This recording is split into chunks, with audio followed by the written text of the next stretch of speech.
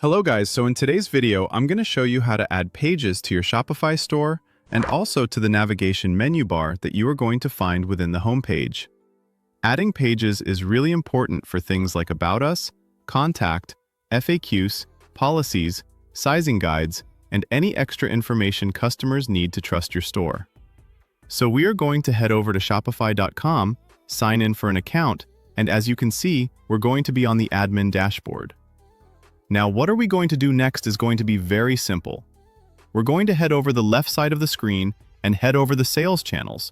Click on Online Store, and it is going to show you the themes, pages, and preferences. We're going to start on how you can add pages. Then we're going to show you how you can add them to the navigation bar. This way, not only do you create the page, but you also make sure customers can actually find it easily. We're going to click on Pages, and here, as you can see, we're going to find all of the pages that we have on the store. These are not going to be related to the product pages, collection pages, or whatsoever. These are going to be the pages that you are going to add manually, not the themed ones. So let's say that I want to create a page, or you can go ahead and make these pages basically some landing pages or something like that.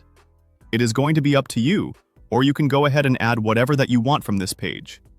This is where you control extra info that improves user experience and can even help with SEO. So here I have an idea about this example, a sizing chart for example. Let's add sizing. It's not is it like this, yes, sizing chart. We're going to create a table with the help of the Shopify AI. We are going to create a short for different shorts within a table.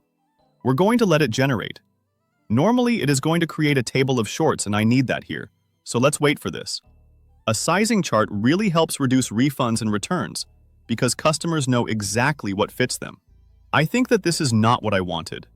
I'm going to have create a short, a table of. Let's say here, I have made a mistake, which is going to be the short when it's only a table, not a short. A table of size for t-shirts, or let's say for shoes. We're going to generate, select all of this, and we're going to generate it again. It's not what I wanted to do, but let's keep it. All of this, I'm going to delete it. Then we are going to make something like that. Sometimes AI doesn't get it perfect the first time, and that's totally fine. You can always adjust and regenerate. So basically this is the case. Now we are going to wait for it. It is going to create the table of size, and it is going to be like that. We're going to keep it, and boom. So now we have the page. I'm going to save it. This is our page. Now we're going to head over the left side of screen, click on Content, then we are going to have Menu. This step is crucial because a page doesn't help much unless people can actually navigate to it. Now the menus are going to be there. So we have the main menu, the footer menu, and other type of menus. So the most important one here is the main menu right there. How we can add the page that we have created. So I'm going to add a menu label like Sizing Short, and we're going to click on this search or paste link. We're going to head over Pages. We're going to find Sizing Chart.